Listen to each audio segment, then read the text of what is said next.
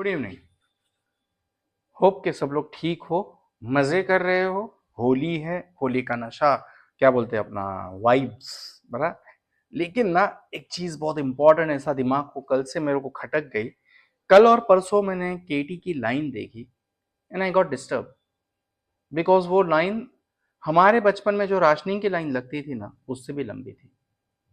Just imagine you are having so many KTs. इतने सारे बच्चे अगर फेल होते हैं, केटी लेकर आते हैं, तो that is something to be thought upon, something to be discussed, something to be thrown light on that. देखो बच्चा लोग, एक सिंपल सी बात है। ये भले मैंने यहाँ पे लिखा हुआ अन्ना साहब Vartak college affiliated Mumbai university, ये सभी बच्चों के लिए है। केटी रखना हमारा हक नहीं है ना। कॉलेज ने या यूनिवर्सिटी ने हमारे नुकसान ना हो उसके लिए एक प्रोविजन बनाया है, तो we need to understand that.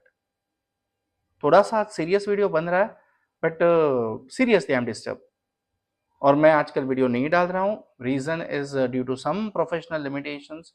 मेरा बहुत बड़ा एक काम चल रहा है, आने वाले और 3-4 दिन, एक बार वो काम हो जाए उसके बाद मैं आप लोग के लिए वापस अवेलेबल हूँ।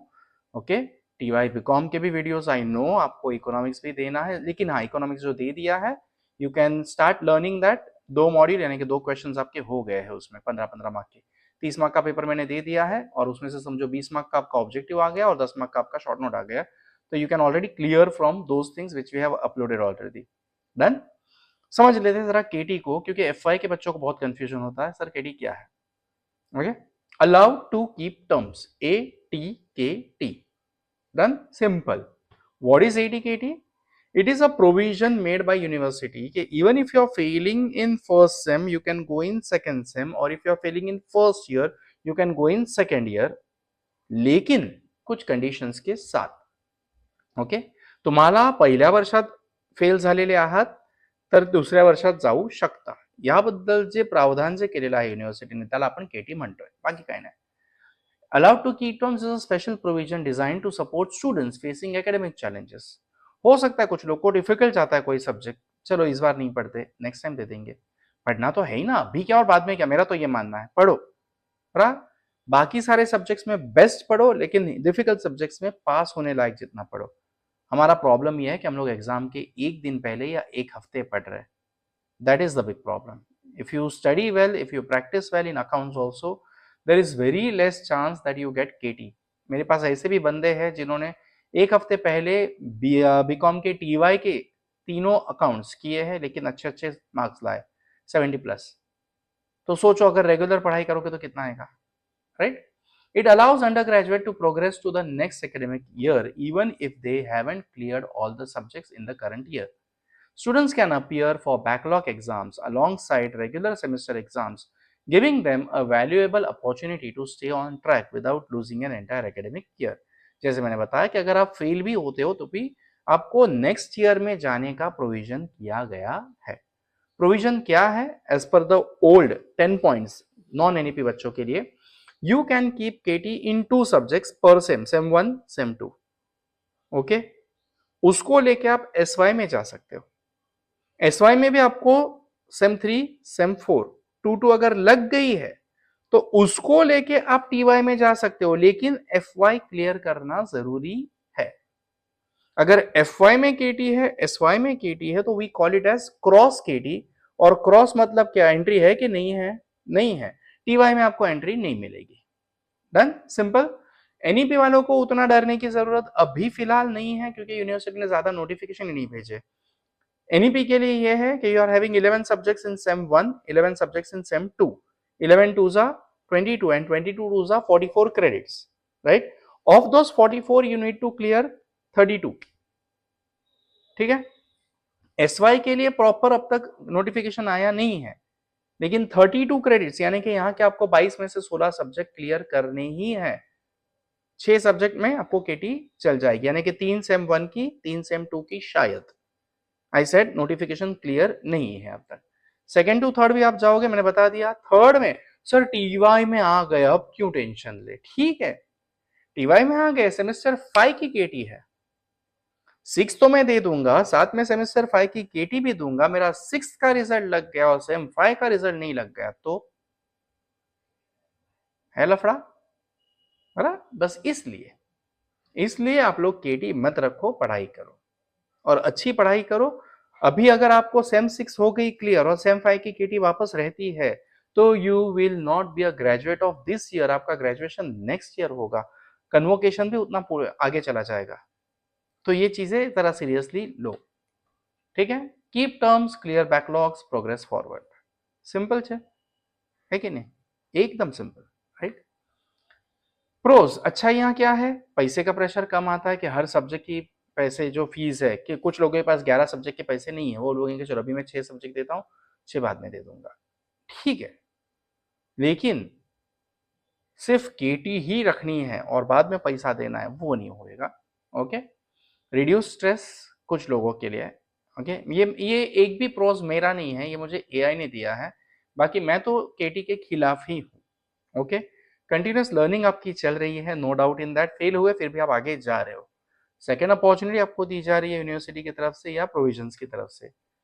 बुराइयां क्या है, इंक्रीज एकेडमिक प्रेशर, सेम 2 के साथ साथ सेम 1 का भी पढ़ो, सेम 3 के साथ साथ सेम 1 या 2 का या 1 2 दोनों का पढ़ो, सेम 4 के साथ साथ 1 2 3 तीनों का पढ़ो या किसी एक का या किसी दो का पढ़ो, प्रेशर बढ़ेगा।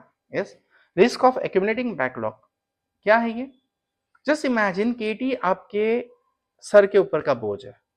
अब इसको सिंपली समझने के लिए सर के थोड़ा ऊपर, खोपड़ी के ऊपर का बोझ लो कि आप 50 किलो का वजन उठा के चल रहे हो, 5 किलो का चल रहे हो, आराम से चलोगे। वजन जैसे जैसे बढ़ते जाएगा आपका चलना मुश्किल होगा। Very good, same is the case with KT. मेरे पास सेमेस्टर 2 के ही ऑलरेडी 11 सब्जेक्ट है, उसमें अगर 3 सब्जेक्ट सेमेस्टर 1 के आ गए तो 14 सब्जेक्ट्स की पढ़ाई करनी पड़ेगी। इससे अच्छा मैं 11 पढ़ लू ना, correct? Impact on academic performance, obviously your CGPA comes down, possible graduation delay, जैसे मैंने पहले बताया, बराबर? देखो मैं भी बहुत स्मार्ट हूं ना। इंपॉर्टेंट एटीकेटी एग्जाम प्रोसीजर, आपको ऑनलाइन फॉर्म भरना है, फीस पे करनी है, बराबर? फैकल्टी के साथ लगे रहो, उनके साथ चिपके रहो, स्पेशली तब अगर आपको इंटरनल्स में केटी है। Okay, if you have KTs in internals, your faculties will give you the assignment topics. Once you get the assignment topics, get it done. Get it done मतलब खुद करो, किसी और के पास मत करवाओ। Okay, at least उस बहाने पढ़ाई हो जाएगी। Yes, once your assignment is ready, wait for your hall tickets. Once your hall tickets are ready, you get your hall ticket, put your hall ticket number on that, seat number, and then submit to your concerned teachers or whatever authorities they tell, depending upon the college. ठीक है? Internal मध्ये जास्त घाई करू नका, पटापट फक्त तुमच्या असाइनमेंट लिहून ठेवा, देण्यासाठी शिक्षकांच्या मागे लागू नका, ठीक है? डॉक्यूमेंट वेरिफिकेशन वो तो होता ही है, बड़ा, और अपने कॉलेज में कुछ ज्यादा ही होता है। Submit your ATKT form on time. फिर क्या होता है, सर बाय चांस मेरा मिस हो गया, सर मेरा तबियत ठीक नहीं था, ये नहीं था, वो नहीं था, बराबर ना? सर कोई हेल्प नहीं कर पाएंगे क्योंकि एटीकेटी का फॉर्म ऑफिस स्टाफ ले रहा है, टीचिंग स्टाफ उसमें क्या कर पाएगा? कोई भी कॉलेज हो। We are already busy with our own work of paper checking and ये एंड वो एंड फलाना ढिकना, उसमें हम लोग वो कैसे जानने जाएंगे, राइट? तो don't mix two sections of your institute. Teaching is different, non teaching is different, just follow the instructions carefully, तो आपका काम आसान हो जाएगा। Tips for managing KT, plan early, जैसे मैं हमेशा कहता हूं, seek support, yes, stay within the limits and track deadlines. Okay, एक टास्क देना चाहूंगा, make ATKT work for you, valuable opportunity है, no doubt in that, stay discipline, seek support, your success awaits, बराबर? एक task ये है कि आज मार्च की 1 तारीख है, अपने चैनल की पेमेंट सालों पहले शुरू हुई थी और वो बंद भी हो गई, मुझे वापस शुरू करनी है ताकि समाज सेवा करनी, अपना अभी टेक्नोलॉजी थोड़ा सीख ही रहा हूँ, तो इसको और ऊपर लेके जाने के लिए अपने को खर्चे भी करने हैं। तो उसके लिए टास्क आप लोग को दूंगा कि 31 मार्च तक का मेरा सपना है कि एट द ईयर एंड अपने जो रिक्वायर्ड आवर्स है वो पूरे करने के लिए भी अपने को कुछ दिन की जरूरत है। ओके, अपने पास 2300 सब्सक्राइबर है, हर एक बंदा अगर 1-1 घंटा देखेगा तो कल से ही अपनी पेमेंट शुरू हो जाएगी।